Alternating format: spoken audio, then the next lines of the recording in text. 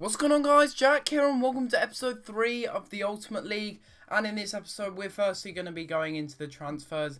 2 transfer deadline day episodes, one in the Bristol Rovers career mode and of course this one in 2 consecutive days. So hopefully you enjoy this, and if we can hit 35 likes as always, that would be much appreciated. And you can see I'm going in for the Galatasaray winger. He's obviously not transferred from Grasshopper because I am using the default squads.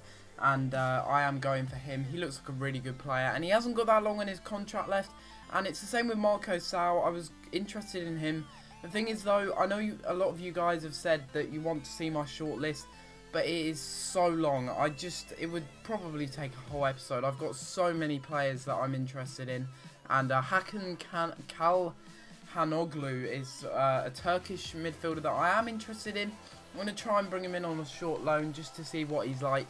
And maybe provide some backup for that centre attacking mid position. I think he'd be really good in that position, and you can see that I was also interested in the Botafogo keeper, and that is Jefferson. But unfortunately, Chelsea look like they're going to steal the deal off of me, which is really frustrating because Chelsea don't need a goalkeeper. I mean, they've got Czech, and they've also got Courtois on loan at Atletico Madrid. I really don't understand why they're doing that. And it's quite frustrating because I thought he'd be a really good goalkeeper. He's 82 overall and he's 30 years old, but he's got some really overall good stats on him. Another player that you guys wanted me to sign is Luciano Vieto. Not sure if this is going to happen or not because Racing Club do want quite a lot of money for him, 8 million in fact. But you can see here that we do sign Hakan Calhanoglu. In real life, he's got quite a lot of hype around him, and I'm not going to say if that's deserved or not, as I know that a lot of Premier League clubs have been interested in him in this window, but of course none of them did actually sign the Hamburg centre attacking midfielder from Turkey, and he's still at that club. But we do sign him. I'm also interested in Alex Butner. The deal kind of fell through the roof the last time I tried to get him, but I'm going to try for him again, and I'm going to offer I think about 2.5 million because I think that'll be a suitable amount to offer for Alex Butner, and he'd be a really good contender for that left back spot with Daley Blind, because Daley Blind is probably one of our best fullbacks in the squad already, but the addition of Butner would make it even better. I mean, he may even possibly be able to play right back. I'm not 100% sure about that, but I'm sure that he probably could. And unfortunately, you can see there confirmation Jefferson has gone to Chelsea, which is a real downer because I thought I'd be able to sign him. He's 82 rated in the game, and I thought that he'd be a really solid keeper and a little bit better than the one we have at the moment, which is Vermeer. He's made a few mistakes, but he's done okay considering our defence isn't the most solidest in the league. And yeah, I'm also interested in Kurt Zuma. You guys gave me so many suggestions down in the comment section below in the last episode. Thank you for the support you've been giving me on this series. It's absolutely incredible. And you can see here me going for Alex Butner, offering him a little bit less than his wages at Manchester United, because I think 40 grand a week, I'm not even paying that to my top strikers, let alone my fullback. That is quite a lot of money a week to be paying in wages, despite the fact that we do have like 140 grand in a wage budget remaining. It's still kind of ridiculous that he wants that much a week. I mean, I know he's playing for a big club like Man United, and they pay their players quite a lot of wages, but still, I think it's quite a lot considering he's only 73 overall. If he is being paid that in real life, that is pretty incredible, to be honest, and he should definitely be paid a lot less than that, maybe 20 grand tops, because he is a good player, don't get me wrong, but Alex Butner, 40 grand a week, really, like, that is just really annoying.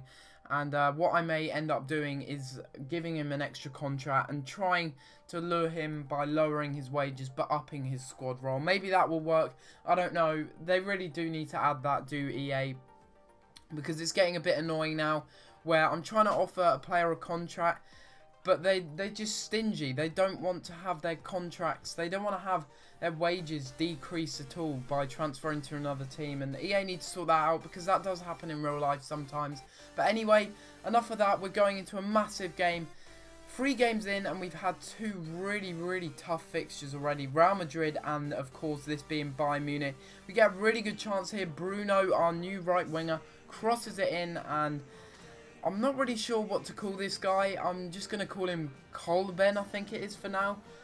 Because that's what the commentators are calling him, and they keep shouting his name out every time he has an attempt on goal. So Colben seems to be a good name to call him for now, because I don't know how to pronounce that. Sigpugson? I do not know. Some people are telling me that it's TH, the weird accent thing, and some people are telling me it's just P. I don't know. I don't know how to pronounce them both with those kind of letters in it. But anyway, look at all this pressure we're putting on Bayern Munich. It was such a surprise, and Siem de Jong's cross is blocked there into the middle. That might have fallen to the head of our striker. I've already forgotten his name, and you can see that we do swing it in, and we do score off a header. That is our new boy, Neutink, I think it is, Neutink, and he's of course the centre-back who was from RCD Anderlecht, I think it was. Basically the club in the Pro League, and he is a really good and tall centre-back. I really do recommend him. He's 6'3", and look at that towering header there. Maybe he'll be the new Gary Kenneth in this series. Maybe he'll score a lot of headers for me, just like in the Bristol Rovers Career Mode series, but we'll see about that. But you do have to remember that this is Bayern Munich, and surprisingly they were making so many mistakes at the back. That should not have been a goal. A little toe poke from Bruno there, actually, to get his debut goal. Probably the easiest goal he's ever going to score in his career at Ajax, but it's a goal nonetheless, and we are 2-0 up. I have no idea how that got through, but it was clumsy defending. I think that might have been the fault of Alaba, or maybe Holger Badstuber at the back. But nevertheless, I mean, they had a really weak defence, and why they are playing Tom Stark in goal, I do not know. They've got one of the best goalkeepers in the game, Manuel Neuer, and they put him on the bench. I guess they underestimated the power of Ajax, but saying that, you cannot underestimate the power of Bastian Schweinsteiger. No fear, Bastian Schweinsteiger is here for those FC Bayern Munich fans. I was about to say FC Barcelona there. That would have been a massive mistake. But yeah, it was a really little tidy finish, and I was just completely caught off guard there. Shouldn't have been a goal, really. I should have had that covered, because Bastian Schweinsteiger doesn't have the best dribbling in the world per se. And we give the ball here, well, we give away the ball here from kickoff. And it was really annoying, because I tried to get the ball off of Bayern Munich, but their play was just too good. They just have players such as Frank Ribery, who are causing me all sorts of trouble. And look at this goal here. Really should have been defended. Bastian Schweinsteiger getting his second goal in the space of 4 minutes. I mean, it was absolutely ridiculous. And he levels up the scoring to 2-2 within a matter of minutes. Really disappointing. Shouldn't have conceded that goal once again. I mean, that was really disappointing from me. But it was a good effort and a good goal, I guess you could say. But that's something we're really going to struggle with. We've got such a young squad and such low overalls in our team. We really need to rely on them kind of growing to their overall and potential to make sure that we can really dominate this league and start to get some points and rack it up. But we had a few chances there from a free kick. Bojan crossed it in to the head of Siem de Jong, who was playing at striker. I wasn't enjoying the 4-3-3 formation whatsoever. I used to think it was a really good formation, but with this team, I don't like it whatsoever. But that was a really good save there from Vermeer, proving to me why he should be the first team keeper. And the game does end 2-2. Maybe you could have argued that we should have got all 3 points there, but nevertheless, against FC Bayern, at least we didn't lose. We needed that point. That was very crucial, because FC Bayern are such a solid squad at the end of the day. They have Ribery, they have Robben, they have Rooney up front, actually, who just transferred there.